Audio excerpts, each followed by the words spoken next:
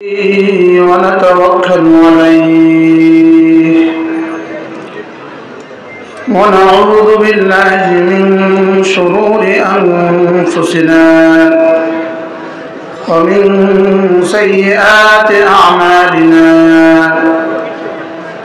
من يهده الله فلا مضل له ومن يضلله فلا هادي له ونشهد أن لا إله إلا الله وحده لا شريك له ونشهد أن سيدنا محمدا عبده ورسوله شكرا لله. اللهم صل على محمد وعلى آل محمد كما صليت على إبراهيم وعلى آل إبراهيم إنك حميد مجيد. اللهم بارك على محمد وعلى آل محمد كما باركت على إبراهيم وعلى آل إبراهيم إنك حميد مجيد. أما بعد فأعوذ بالله من الشيطان الرجيم. بسم الله الرحمن الرحيم. وجوه يومئذ ناعمة لسعيها راضية في جنة عالية لا تسمع فيها لاغية فيها عين جارية فيها سرر مرفوعة وأكواب موضوعة ونمارق مصفوفة وزرابي مبثوثة. صدق الله مولانا العظيم. আজকে তাফসীর কোরআন মাহফিল কমিটি চৌমুনি নোয়াখালী কর্তৃক আয়োজিত 50তম 5 দিনব্যাপী তাফসীরুল কোরআন মাহফিল 2023 এর দ্বিতীয় দিনের শেষ অধিবেশনের শ্রদ্ধেয় সভাপতি, উপস্থিত হযরত উলামায়ে কেরাম, শ্রদ্ধেয় মুরব্বিয়ান আযম, আমার যুবক ভাইয়েরা, পর্দার আড়ালের মা ও বোনেরা, আল্লাহ তাআলার অগণিত অসংখ্য প্রশংসা, যিনি দয়া করে মেহেরবানি করে কুরআনে কারীমের নিসবতে, দাওয়াত ও তাবলীগের নিসবতে, জিক্র ও ফিক্রের নিসবতে একত্রিত হয়ে কুরআনে কারীম থেকে কিছু কথা বলার শোনার তৌফিক দান করেছেন। এই জন্য বলি আলহামদুলিল্লাহ। এতক্ষণ যিনি বয়ান করলেন বাংলাদেশের নন্দিত আলিমে দ্বীন, নন্দিত মুফাসসিরে কোরআন হযরত মাওলানা হাসান জামিল দামাত বারাকাতুহুল আলিয়া, যার নামের দুটো অংশ, একটা হলো হাসান আর একটা হলো জামিল। হাসান অর্থ সুন্দর, জামিল অর্থ সুন্দর, দুটোটা মিলাইলে সুন্দর হোল স্কয়ার। আর ওনার গলা আরো সুন্দর, এবার হলো সুন্দর হোল কিউব। নামও সুন্দর, চেহারাও সুন্দর, গলাও সুন্দর, আমলও সুন্দর, আখলাকও সুন্দর। আলহামদুলিল্লাহ, আল্লাহ তাআলা তার হায়াতের মধ্যে বরকত দান। একটা এলান শুনি, আগামী কালকে বাদ মাগরিব বাংলাদেশের বেফাকুল মাদারিসের সম্মানিত চেয়ারম্যান, বাংলাদেশের হাজারো লাখো ওলামাদের উস্তাদ মুহিউস সুন্নাহ আল্লামা মাহমুদ হাসান দামাত বারাকাতুহু যাত্রাবাড়ি মাদ্রাসার মুহতামিম ও শেখুল হাদিস, তিনি ইনশাআল্লাহ আগামীকাল বাদ মাগরিব বয়ান করবেন। এই জন্য আগামীকাল বাদ মাগরিব যেন কোনো ইউটিউবার কোনো ক্যামেরা এখানে না থাকে, ঠিক আছে তো ইনশাআল্লাহ? আল্লাহ তাআলা তৌফিক দান করেন। খুব বেশি জরুরি এই বিষয়টা, বড়দের মানসার দিকে খেয়াল রাখা, বড়দের ইজ্জতের দিকে কি রাখা, খেয়াল রাখা। আল্লাহ তাআলা তৌফিক দান করেন। আমিন।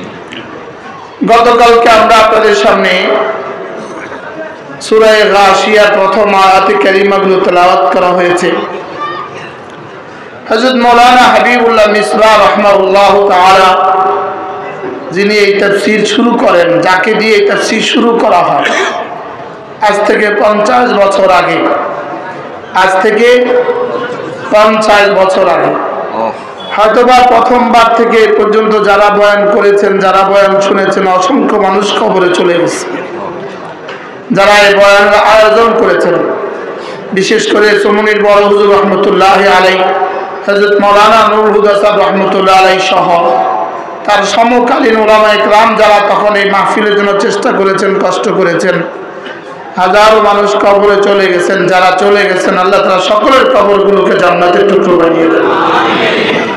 হযরত মাওলানা হাবিবুল্লাহ মিসবাহ রাহমাতুল্লাহি আলাইহি এই মাহফিলে, এই মঞ্চেই হযরত এই কথাটাই বলতেন। গতবার আমি আপনাদের সামনে এই সূরা তেলাওয়াত করেছি, এবার এই সূরা তেলাওয়াত করেছি। হযরত বলতেন যে তেলাওয়াত করেছি, তাফসীর করেছি, এটা কখনোই বলতেন না। আমি গতবার এই সূরা তাফসীর করেছি, এটা হযরত বলতেন না। এটা যদি হাবিবুল্লাহ মিসবাহ রাহমাতুল্লাহ না বলে থাকেন তো এটা আমাদের জন্য এটা বলার কোনো সুযোগ নেই। তাফসীরের যে 10টা শারায়েত আছে এর কোনোটাই আমাদের মধ্যে নাই, এই শর্ত পুরা করার মতো যোগ্যতা আমাদের কাছে নাই। লেকিন আল্লাহ তাআলার মেহেরবানি, আপনাদের মহব্বতে আমরা বসছি। 2-4টা কথা। বিখ্যাত মুহাদ্দিস ছিলেন, বিখ্যাত দার্শনিক ছিলেন হযরত মাওলানা আবুল হাসান আলী রাহমাহুল্লাহ তাআলা, আবুল হাসান আলী নদভী রহমতুল্লাহি আলাইহি। তিনি বলতেন যে আমার উপরে মুঝ জৈসে না করা পর, হযরত বলতেন আমার মতো না করার উপরে আল্লাহ তাআলার সবচেয়ে বড় ইহসান, मैं किसी दर्जा पे कुरान करीम पढ़ लेता हूँ, যে আমি কোনো না কোনো ভাবে কুরআনে কারীম পড়তে পারি। কি ভাই, যাকে পৃথিবীর 10টা ইউনিভার্সিটি থেকে তাকে সম্মানজনক পিএইচডি দিয়েছেন, সারা পৃথিবীতে যিনি ইসলাম বুঝিয়ে দিয়েছেন, চেষ্টা করেছেন, আর তিনি বলেন যে मैं किसी दर्जे पे कुरान करीम पढ़ लेता हूँ, আমি একটুখানি কুরআন কারীম পড়তে পারি। এটা আল্লাহ তাআলার সবচেয়ে বড় ইহসান। এজন্য আমরা আপনাদের সামনে কি বলেছি, 2-4টা কথা, শুধুই আল্লাহ তাআলার ফজল আর করম। আজকে ওই আয়াতে কারিমাগুলোর পরে 7 আয়াতের পরে 8ম আয়াতে কারিমা তেলাওয়াত হয়েছে, ওযুহুন ইয়াউমাইযিন নাঈমা। গতকালকের আলোচ্য বিষয় ছিল ওযুহুন ইয়াউমাইযিন খাশিআ। হাসরের ময়দানের দৃশ্য আল্লাহ তাআলা বলেন হাসরের ময়দানে 2 ধরনের চেহারা হবে। কিছু মানুষের চেহারা হবে খাশিআ, লজ্জিত, লাঞ্ছিত, অপমানিত, আর কিছু মানুষের চেহারা হবে নাঈমা। নাঈমা লজ্জিত আর লাঞ্ছিত হওয়ার সর্বনিম্ন শব্দ খাশিআ, আর উৎফুল্ল হওয়ার, প্রফুল্ল হওয়ার সর্বোচ্চ শব্দ নাঈমা। বলেন লজ্জিত হওয়ার সর্বনিম্ন শব্দ কি? যারা গতকালকে ছিলেন না তারা কেমনে বলবে? কি হয়, এজন্য এই 5 দিনের সবকের সাথে মিল আছে। এক সবক যার ছুটে যাবে তিনি দ্বিতীয় সবক বুঝতে কষ্ট হবে। তো বলেন কি কি ছিল গতকালের সবক? সবাই বলেন খাশিআ। আজকে হলো নাঈমা। বলেন নাঈমা। গতকাল ছিল ওযুহুন ইয়াউমাইযিন খাশিআ। সেদিন কতগুলো মানুষের চেহারা হবে বড় লাঞ্ছিত, বড় লাঞ্ছিত। আজকে সম্পূর্ণ এর বিপরীত। আল্লাহ তাআলা বলেন বুজুহুম ইয়াউমাইদিন নাইমা, সেদিন কতগুলো চেহারা হবে নাইমা, আনন্দে আনন্দে ভরা। সুবহানাল্লাহ। কতগুলো চেহারা হবে উৎফুল্ল উৎফুল্ল, প্রফুল্লতার উদ্যানে, প্রফুল্লতার ময়দানে। এর চেয়ে দামি কোনো শব্দ নাই। আর লাঞ্ছনার ময়দানে খাশিয়া থেকে দামি কোনো বেদামি কোনো শব্দ নাই। এর থেকে নিকৃষ্ট কোনো শব্দ নাই, আর এর থেকে উৎকৃষ্ট কোনো শব্দ নাই। একদিকে আল্লাহ তাআলা জাহান্নামীদের চিত্র তুলে ধরেছেন, আরেকদিকে জান্নাতীদের চিত্র। প্রশ্ন হবে কোরআনে কারীমের সব জায়গায় আগে জান্নাতীদের চিত্র, লেকিন পরে জাহান্নামীদের চিত্র। আর এই সূরাতে আল্লাহ তাআলা আগে জাহান্নামীদের চিত্র কেন বললেন আর পরে জান্নাতীদের চিত্র কেন বললেন? এর উত্তর হলো যেহেতু হাল আতাকা হাদিসুন গাশিয়া, আপনার কাছে কি গাশিয়ার সংবাদ পৌঁছেনি? গাশিয়ার সাথে জাহান্নামীদের সম্পর্ক বেশি।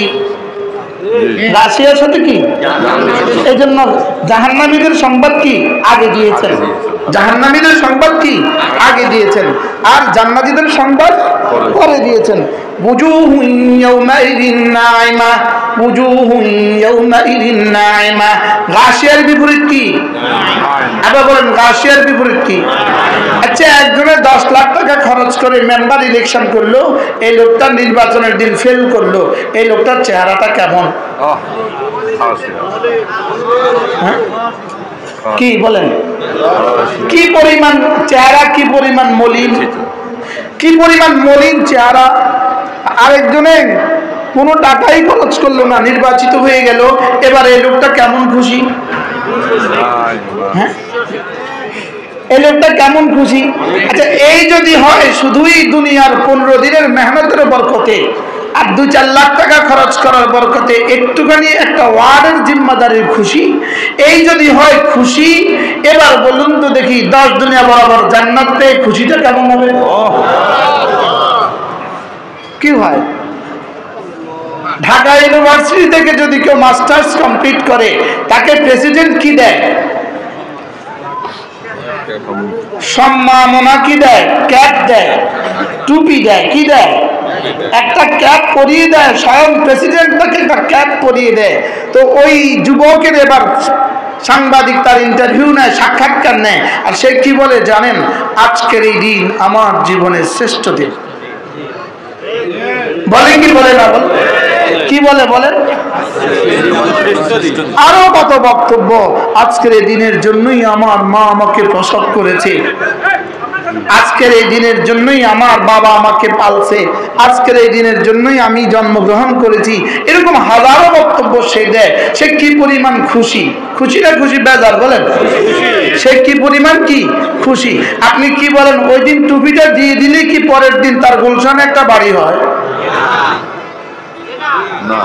বরঞ্চ এই টুপিটা আবার ফেরত নিয়ে যায়।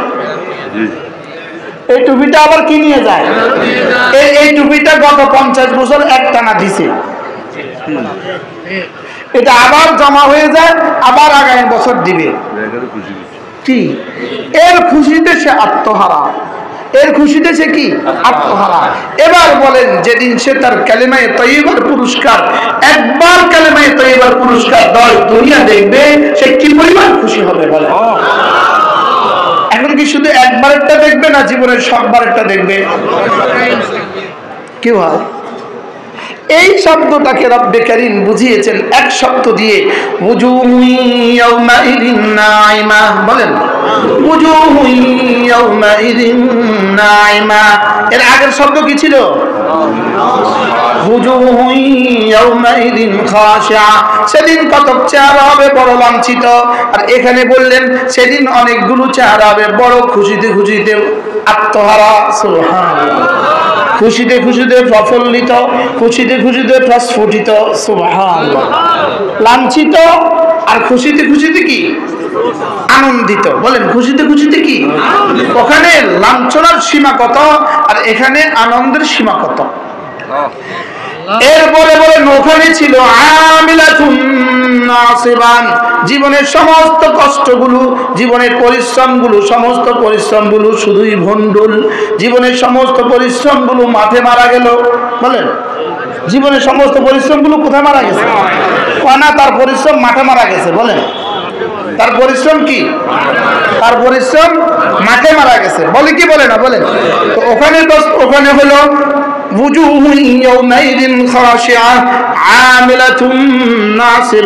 এরা শুধুই পরিশ্রম করেছিল, আর নাসিবা বিনিময়ে শুধু ক্লান্ত হয়ে গেছে, বিনিময়ে শুধুই সর্বহারা। পরিশ্রমের জায়গায় প্রাপ্তির জায়গার কিছু নাই। আর এখানে রব্বুল আলামিন বলেন লিসাইহা রাদিয়া, লিসাইহা রাদিয়া, জীবনে ঈমানের সাথে যতগুলো কর্ম করেছে, সুবহানাল্লাহ, জীবনে ঈমানের সাথে যতগুলো আমল করেছে, ঈমানের সাথে জীবনে যতগুলো কাজ করেছে, ঈমান ও নামাজের সাথে জীবনে যতগুলো কাজ করেছে, ঈমান নামাজ রোজার সাথে জীবনে যতগুলো কাজ করেছে, ঈমান নামাজ রোজা যাকাতের সাথে জীবনে আর যতগুলো কাজ করেছে, ঈমান নামাজ রোজা যাকাত ও হজের সাথে জীবনে আর যতগুলো কাজ করেছে, ঈমান নামাজ রোজা হজ যাকাত ও পর্দার সাথে জীবনে আর যতগুলো কাজ করেছে, সুবহানাল্লাহ। আমি এগুলোকে ভিন্ন করার উদ্দেশ্য হলো এগুলো ছাড়া বাকি কোনো কাজের কোনো দাম নাই, এগুলো ছাড়া বাকি কোনো কাজের কোনো কি নাই। বলেন এজন্য আমাদের অলিপুরি দামাত বারাকাতুম তিনি বলেন, অলিপুরি দামাত বারাকাতুম বিলিকি তিনি বলেন যে জিকির ছাড়া জিকির ওয়ালা জাহান্নামী, জিকির করেও জাহান্নামী কারা জানেন? যারা নামাজ ছাড়া জিকির করে, এরা জিকির করেও জাহান্নামী। কি এরকম কিছু মানুষ আছে না নাই? বলেন পর্দা ছাড়া জিকির করে, এরা জিকির করে জাহান্নামী। বলেন জিকির করেও কি? জিকির করেও জাহান্নামী। এই জন্য ঈমানের সাথে এই ছটাকে জুড়ে দিতে হবে, নামাজ, রোজা, হজ, যাকাত, পর্দা, হালাল খাওয়া। বলেন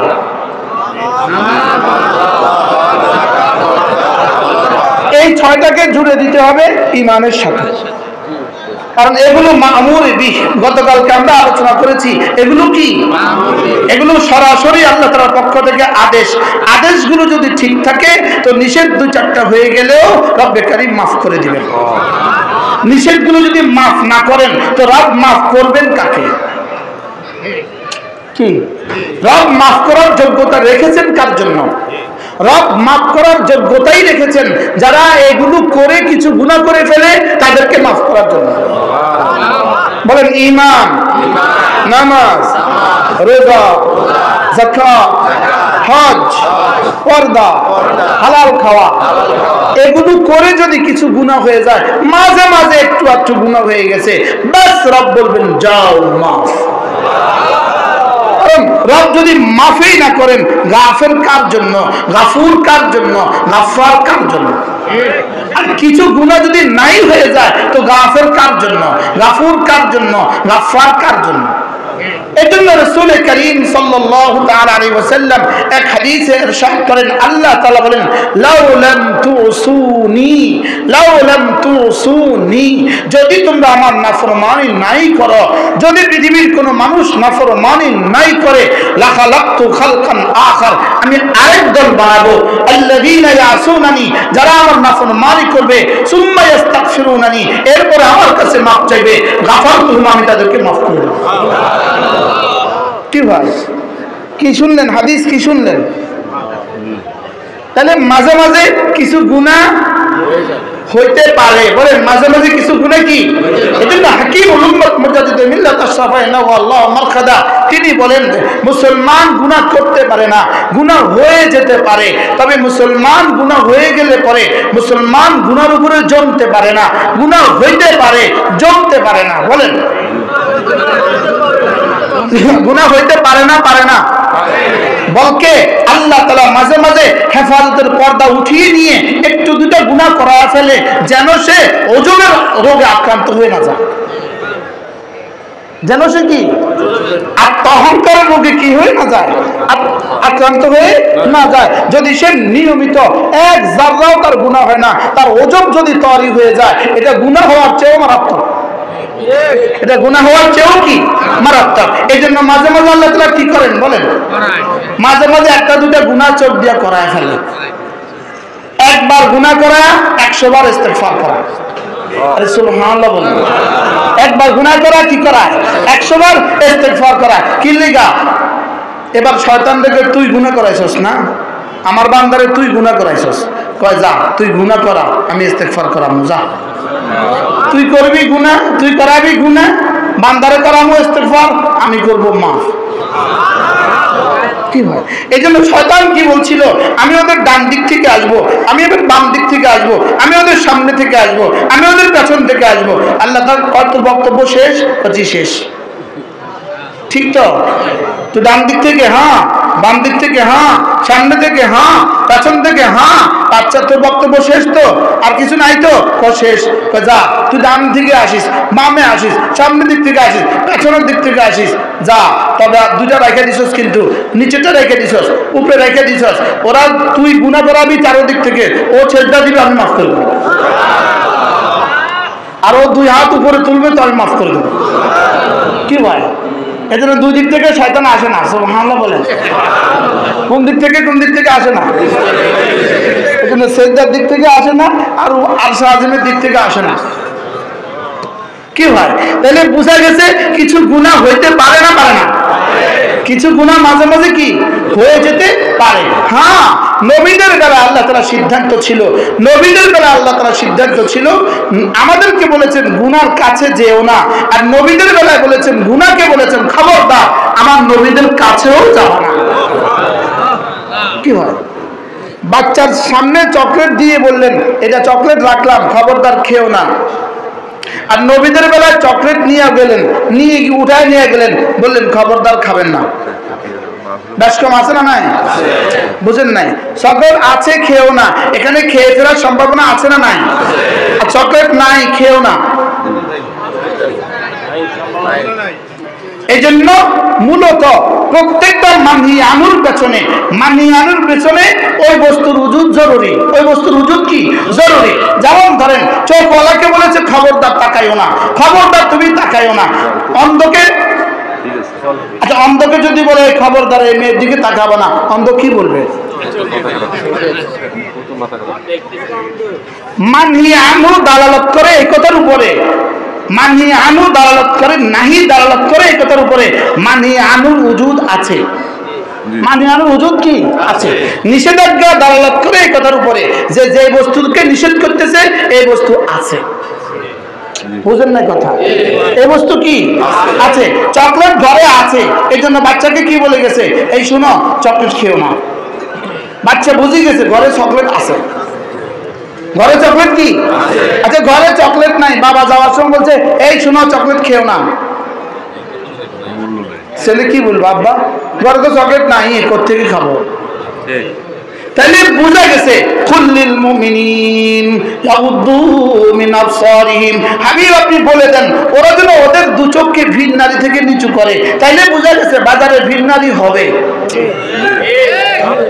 বাজারে কি ভিন নারী হবে? ভিন নারী হবে না, হবে না বলেন? বাজারে ভিন নারী হবে। তাইলে আবার বোঝা গেছে আমার চোখে দেখার যোগ্যতা আছে, আবার বোঝা গেছে আমার হৃদয়ে দেখার মতো যোগ্যতা আছে। হৃদয়ের মধ্যে শাহওয়াতের এক প্রবল বাসনা আছে, চোখের দেখার যোগ্যতা আছে, এটাও ঠিক, এটাও ঠিক।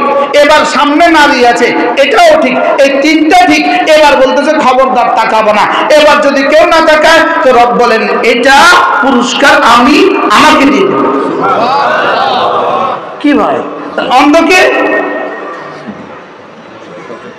নাই, পাগলে 80 বছরের বুড়া বলেন, তাহলে এই তিনটা তো থাকা চাই। একটা তো সাহস আছে, 2 নম্বরে চোখের দেখার যোগ্যতা আছে, আর 3 নম্বরে কি আছে?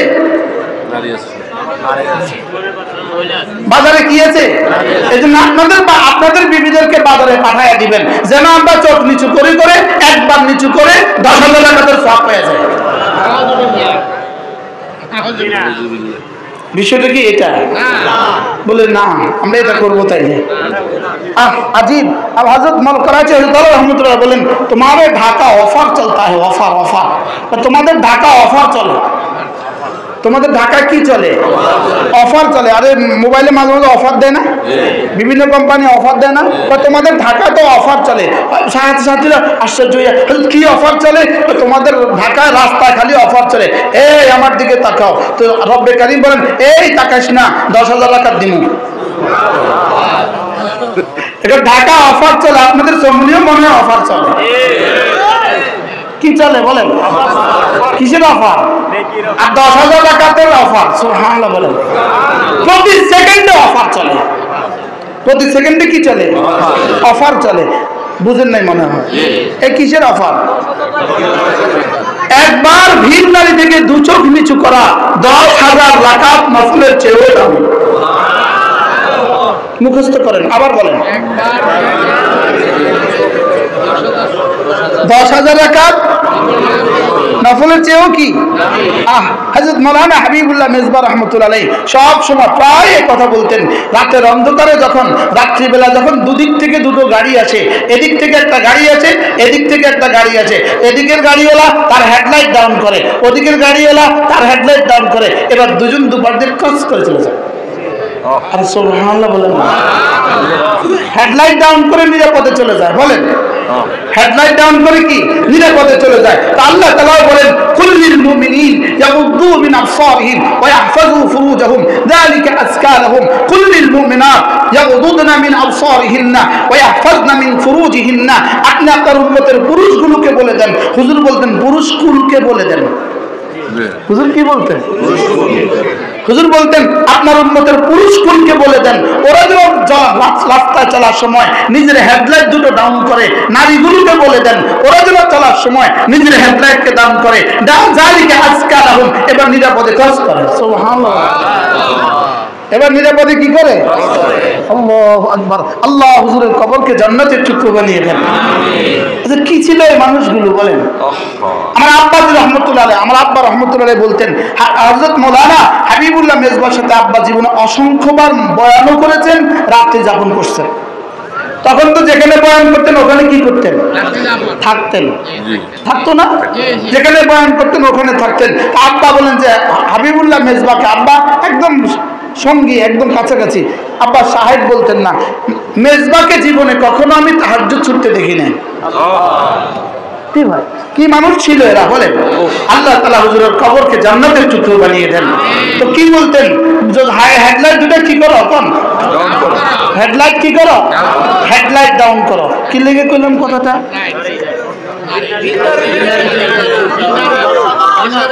তাইলে আমি আমার অফার চলে। অফার কিসের অফার? 10,000 রাকাত নফলের পুরস্কারের অফার। সুবহানাল্লাহ বলেন। কি কত রাকাত? হাকিমুল উম্মতের জামানায় যদি 10,000 রাকাত হয়, সেই জামানায় কি মেম্বারের খাওয়ার জন্য কোনো বেডি? জোরে বলে। সেই জামানায় কি কোনো মহিলা মেম্বারের দাঁড়াইতো? তো সেই জামানায় যদি 10,000 রাকাতের অফার চলে, এই জামানায় তো 10 লাখ রাকাতের অফার চলে। কি এই জামানায় কত লাখ রাকাতের অফার চলবে? আল্লাহ আমাকে, আপনাকে, আমাদের সকলকে ভিড় নারী থেকে 2 চোখ নিচু করার তৌফিক দান করেন। হ্যাঁ, আমাদের হযরত মাওলানা নুরুল ইসলাম ওলি পুরি দামাত বারাকাতুহুম, আল্লাহ তাআলা তার হায়াতের মধ্যে বরকত দান